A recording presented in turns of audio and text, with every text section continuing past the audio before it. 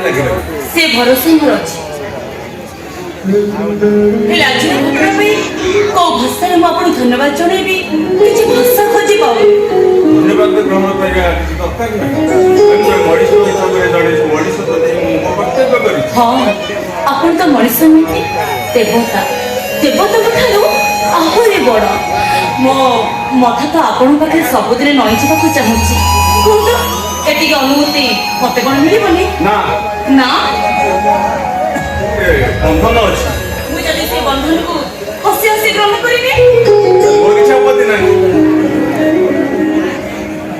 मुझे बंधन रे बांधी बाबू नुहे केवल मानव हेला बाबा मानव